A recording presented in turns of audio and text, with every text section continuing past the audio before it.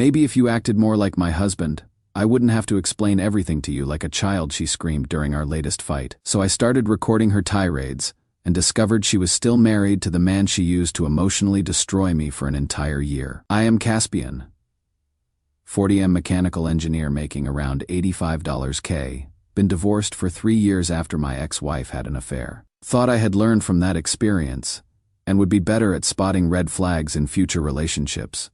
Apparently, I was wrong about that. Been dating Serafina, 40F, for 1 year. She is a successful real estate agent pulling in about $95K. Seemed to have her life together when we first met through mutual friends at a backyard barbecue last summer. She told me she was separated from her husband Marcus and going through a difficult divorce process. Having been through divorce myself, I was understanding and supportive of her situation. I knew firsthand how emotionally draining and financially complex divorce can be.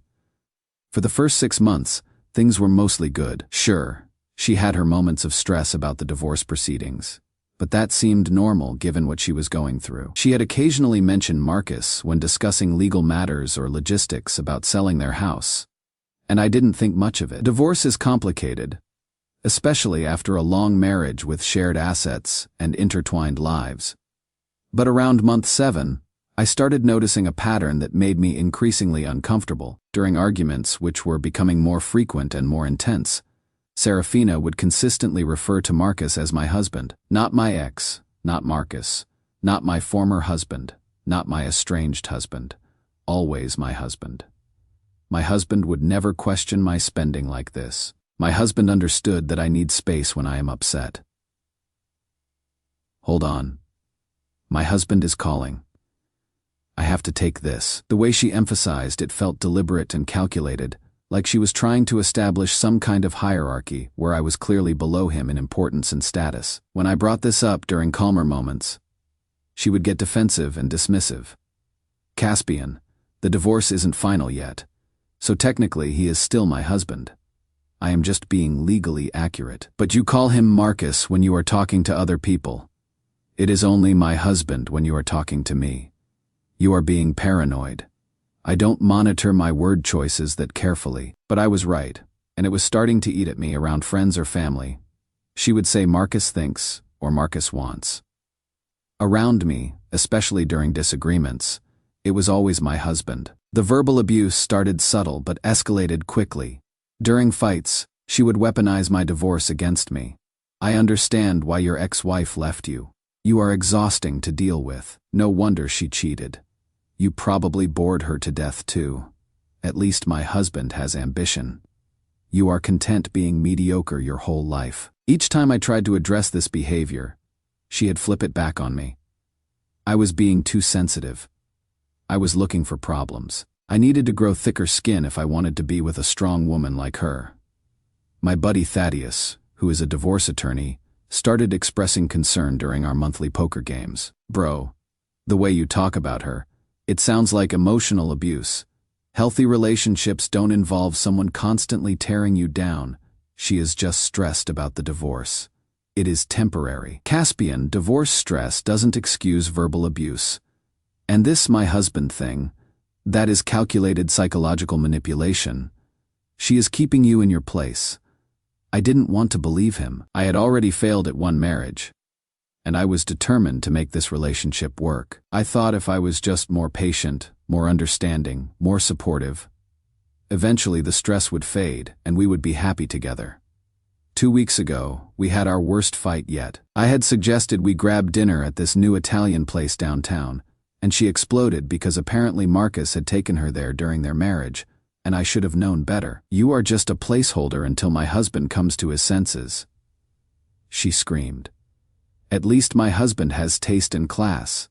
Unlike you with your boring chain restaurant suggestions. Right in the middle of her tirade, her phone rang.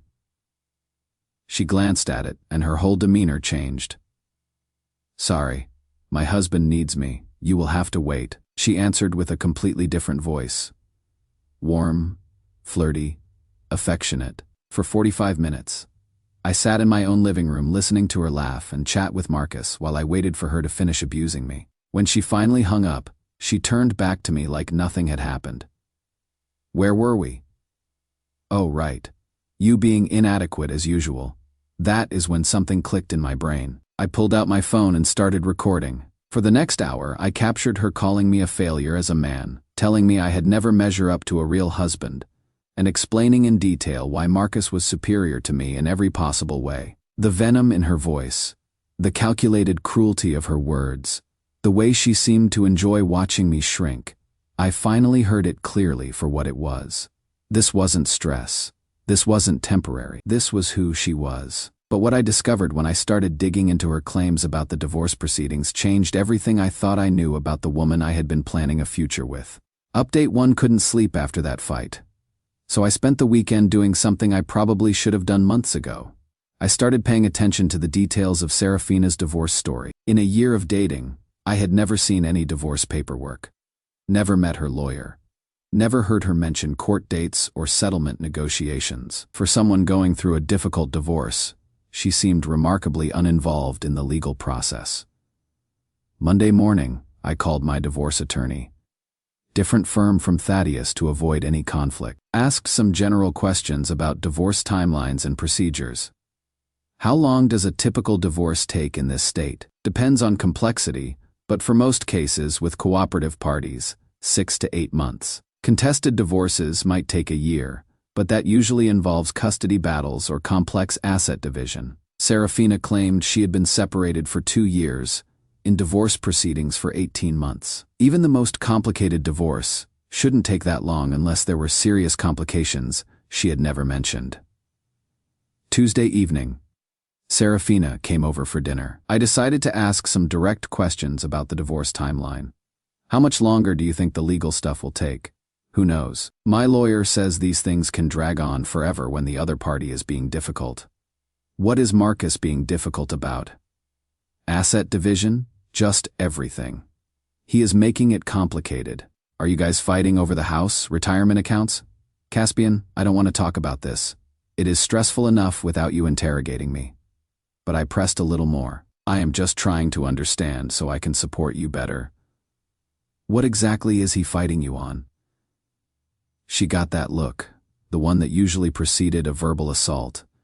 You know what? Maybe if you acted more like my husband instead of some insecure boyfriend, I wouldn't have to explain everything to you like a child. There it was again, the weapon she pulled out every time I asked reasonable questions about our future together. Wednesday, I did something I am not proud of, but don't regret. I drove past Marcus's house, the one Serafina was supposedly trying to get in the divorce settlement. It is in an upscale neighborhood about 20 minutes from my place. Both cars were in the driveway, Marcus's BMW and Serafina's Mercedes. At 2 p.m. on a Wednesday, I sat there for an hour. Neither car moved. At 3:15, they both came out together, got in his car, and drove off. They looked like a couple running errands together, not estranged spouses fighting over assets. That evening, I asked Serafina about her day. Just work stuff. Busy day showing houses. Which neighborhoods? The usual West Side properties mostly. West Side is the opposite direction from Marcus's house. She was lying, and not even bothering to make it a good lie. Thursday, I called in sick to work and did more surveillance. Serafina's car was at Marcus's house from 10 a.m. to 4 p.m. When she left, she was carrying what looked like dry cleaning and groceries. That is when I realized what I was really looking at. This wasn't a woman going through a divorce. This was a woman maintaining 2 separate lives. Friday evening, we were at my place watching Netflix when her phone rang. She glanced at it and smiled. Sorry, babe, my husband needs to discuss some legal stuff. This might take a while. She went into my bedroom and closed the door. I crept close enough to hear her side of the conversation. I miss you too. I know. This whole thing is ridiculous. Of course I will be there Sunday for dinner. Your mom is making that roast I love. Tell her I cannot wait. This wasn't a legal discussion. This was a wife talking to her husband about weekend plans. When she came back to the couch, I was ready. How did the legal discussion go? Fine, just boring paperwork stuff. What kind of paperwork? Asset disclosure forms. You wouldn't understand. Try me. I went through this myself, remember? She got irritated. Caspian, I don't want to relive every detail of my divorce with you. It is exhausting, Serafina. That didn't sound like a legal discussion. It sounded like you were making dinner plans. The mask slipped for just a second. I saw panic in her eyes before the anger took over. How dare you eavesdrop on my private conversations? You have serious trust issues. Caspian. No wonder your ex-wife cheated on you. But I wasn't backing down this time. Why were you discussing Sunday dinner with your estranged husband? We have to maintain some civility for the sake of the divorce process. Civility doesn't require dinner with his mother. You are being ridiculous and paranoid. Then show me the divorce paperwork. Show me one document from your lawyer. I don't have to prove anything to you. She stormed out, but not before delivering her parting shot. My husband never questioned me like this. He trusted me. After she left, I sat in my living room realizing that everything about the last year had been a lie. But I still didn't understand the full scope of what she was doing until I hired a private investigator on Monday morning. Update 2: the private investigator cost me $800. But it was worth every penny to get the truth about what Serafina had been doing to me for the past year. His report arrived Wednesday morning via encrypted email. The contents made me physically sick. Serafina and Marcus aren't getting divorced. They aren't even separated. They are in couples therapy. According to the investigator, they have been seeing Dr. Patricia Williams, a marriage counselor, every Tuesday evening for the past 8 months. The same Tuesday evenings when Serafina told me she had work meetings or girls' nights that ran late. The surveillance photos showed them arriving together, holding hands, looking like a couple working on their relationship, because that is exactly what they were. But it gets worse. Marcus has no idea I exist. The investigator struck up a conversation with Marcus at his gym and casually mentioned relationships. Marcus talked openly about his marriage troubles, but described them as a rough patch that he and his wife were working through with professional help. We separated for a few months last year, but we are committed to making it work. My wife is the love of my life, and marriage takes effort. A few months, not 2 years, and they are back together, working on their marriage, while she has been using me as an emotional punching bag the entire time. I finally understood why she always called him my husband during our fights. Because he still is her husband. Because I was never anything more than a side piece she used to vent her frustrations about her real relationship. Thursday evening, I confronted her with the evidence. I laid the printed photos out on my coffee table and called her over. We need to talk, Serafina. About what? You have been weird all week. I gestured to the photos. About Dr. Patricia Williams. About couples therapy every Tuesday evening. About the fact that you are still married and actively working on your relationship with Marcus. The color drained from her face completely. She picked up one of the photos, her and Marcus, walking hand in hand into the therapist's office, and stared at it like she couldn't believe what she was seeing. Who gave you these? Does it matter? What matters is that you have been lying to me for an entire year. You are not getting divorced. You are trying to save your marriage. She sat down heavily on my couch, still clutching the photo. When she finally looked up at me, there were tears in her eyes, but not the kind I expected. They weren't tears of guilt or remorse. They were tears of anger at being caught. You hired someone to spy on me. How could you violate my privacy like that? My privacy? Serafina, you have been emotionally abusing me for months while secretly working on your marriage, and you are upset about privacy? It is not what you think. Then explain it. Explain why you are in couples therapy with the man you claim you are divorcing. Explain why he thinks you two are just going through a rough patch. She broke down crying, but even her tears felt manipulative. It is complicated, Caspian. You don't understand our situation. Make me understand. Tell me the truth for once in this entire relationship. Marcus and I, we have been together for 15 years. We have a whole life together. Our house, our finances, our friend groups, our families, everything is intertwined. But we have been having serious problems, and I needed space to figure things out. Space. You call this space? You moved in with me 3 months ago. I know it looks bad, but you have to understand. Marcus is my real life. Our house, our investments, our retirement plans, our families who all know each other, everything we have built together over 15 years. You are, I am what? She took a shaky breath. You are comfort. You are safety. You are what I needed to get through the hardest time in my marriage. The words hit me like a physical blow. I stared at this woman I had been planning a future with. Finally hearing the truth I had suspected but hoped wasn't real. So I am what? Exactly. Your emotional support animal while you work on your real relationship? Don't be cruel. You knew I was going through a difficult time.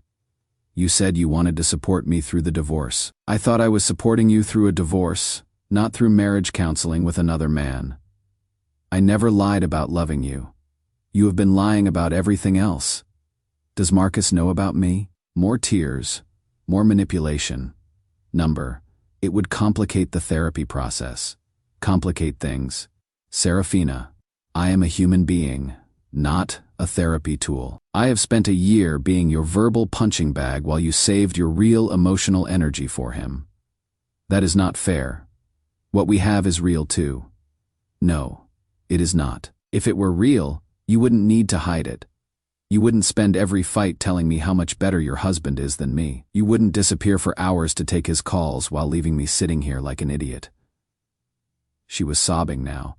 I never meant for it to go this far. I thought the marriage was over when we started dating. The therapy was a last resort. And when the therapy started working, when you realized you wanted to save your marriage, what was your plan for me? Silence. Serafina, what was your plan for me? I don't know, I thought. I thought maybe we could figure something out. Figure something out? Like what? Keep me as your side piece while you rebuild your life with him? You are being dramatic. I am being dramatic. You have been emotionally abusing me for months. Every time we fight, you tear me down and build him up. You have made me feel like I am not good enough. Like I am some pathetic placeholder who should be grateful for whatever scraps of attention you give me. I never meant to hurt you, but you did hurt me. Systematically, deliberately. Every time you called him your husband in front of me, every time you compared me to him, every time you told me I wasn't man enough, you were hurting me on purpose. She couldn't argue with that because we both knew it was true. Pack your stuff, I said quietly. What? Pack your stuff and get out. Go home to your real life. Stop using me as an emotional outlet for your marriage problems. Caspian, please. Let me explain more. Let me figure this out. There is nothing to figure out. You made your choice months ago when you started therapy with him. You have been making your choice every day since then. The only thing left is for me to make mine. I helped her pack. She cried. She pleaded. She promised to leave Marcus and choose me instead. But I was done being someone's second choice. Done being someone's emotional punching bag. Done accepting abuse because I was afraid of being alone again. After she left, I called Marcus. Hello? Hi Marcus, this is Caspian. I have been dating your wife for the past year. The silence on the other end told me everything I needed to know about who had really been lying to whom. Final update: the phone call with Marcus lasted 2 hours. Poor guy was devastated. He had been working his ass off in therapy thinking they were rebuilding their marriage, while she was living a double life. I don't understand, he kept saying. We have been making real progress. She moved back home 6 months ago. We have been talking about renewing our vows. 6 months ago, right around the time the verbal abuse ramped up, and she started weaponizing the "my husband" comments. She had been working on her marriage while taking out her guilt and confusion on me. Marcus appreciated me telling him, though it destroyed both of our worlds in the process. He filed for divorce 3 days later. Turns out, when you are trying to reconcile with your spouse and discover they have been living with another man, it tends to clarify things pretty quickly. The divorce is moving fast since Marcus has evidence of her infidelity. She is going to lose the house, half the retirement accounts, and any claim to alimony. The 15-year marriage she was so desperate to save is ending in the most expensive way possible. I started therapy with Dr. Miranda last month. Turns out being someone's emotional punching bag for a year does some serious psychological damage that needs professional attention. She is helping me understand the manipulation tactics Serafina used and how to spot them in the future. What she did was classic emotional abuse. Dr. Miranda explained during our third session the constant comparisons, the verbal attacks during arguments, the deliberate attempts to make you feel inadequate. None of that was about divorce stress. That was about control and manipulation. Why would she need to control me if I was just temporary? Because abusers need someone to absorb their negative emotions. You weren't her boyfriend in any meaningful sense. You were her emotional garbage disposal. Every time she felt guilty about cheating on her marriage, every time therapy brought up uncomfortable truths about her behavior, she dumped those feelings on you instead of processing them appropriately. It has taken me 3 months to stop hearing her voice in my head telling me I am not good enough, that I am a failure as a man, that I will never measure up to a real husband. 3 months to realize that a woman who truly cared about me would never have spent a year systematically tearing down my self-worth. The best part of this whole experience? I am dating again, and I can see the difference. Met Sarah through a hiking group 2 months ago. She is a 38-year-old elementary school teacher, divorced 3 years ago, has 2 kids from her previous marriage. The difference in how she treats me compared to Serafina is absolutely night and day. When Sarah talks about her ex-husband, she calls him David or the kid's father or sometimes just my ex, never my husband, because he is not her husband anymore. And she is not trying to use him as a weapon against me or establish some hierarchy where I am lesser. When we disagree about something, Sarah talks to me like an adult human being. No screaming, no personal attacks. No comparisons to other men in her life. Just 2 people working through a problem together with respect and communication. You seem genuinely surprised when I treat you with basic respect. She mentioned last week while we were cooking dinner together. What happened in your last relationship? I told her about Serafina, about the emotional abuse, about spending a year being made to feel inadequate and replaceable. That is horrible. No one deserves to be treated like that. Especially not someone as kind as you.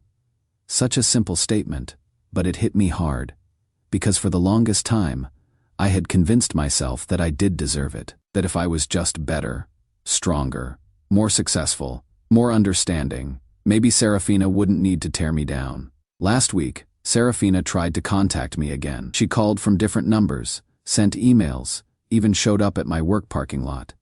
She is apparently having a difficult time with the divorce proceedings and wanted to explain everything properly. Her sister even reached out through social media saying Serafina was in therapy and working on herself.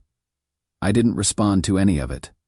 There is nothing left to explain. She showed me exactly who she was for an entire year. Someone who would emotionally abuse a partner while lying about the most fundamental aspects of her life. Someone who could look me in the eye and tell me I wasn't good enough while secretly working to rebuild her real relationship. Thaddeus was right from the beginning. What she did wasn't stress or confusion or complicated emotions. It was calculated psychological manipulation, designed to keep me in my place, while she figured out her real life. The verbal abuse, the constant comparisons, the my husband weapon, all of it was deliberate. The woman I thought I was building a future with never actually existed. She was just a character Serafina played when she needed comfort and support. The real Serafina was the one who screamed at me, compared me to her husband, and made me feel like I was lucky to get whatever attention she was willing to spare from her real relationship. I am grateful for that recording I made during our last fight. When I start doubting myself or romanticizing the good times we had together, I listen to her voice calling me a failure as a man, and remember exactly why I walked away from that situation. Some people aren't in your life to love you. They are in your life to use you while they figure out their real situation. The trick is learning to tell the difference before you waste years accepting treatment you never deserved in the first place. Edit. For everyone asking about the recording, yes, it is legal in my state to record conversations you are part of without the other person's consent. And no, I will not be sharing details about what exactly Serafina said during her worst moments. Some things are better left in therapy sessions where they belong with trained professionals who can help process them appropriately.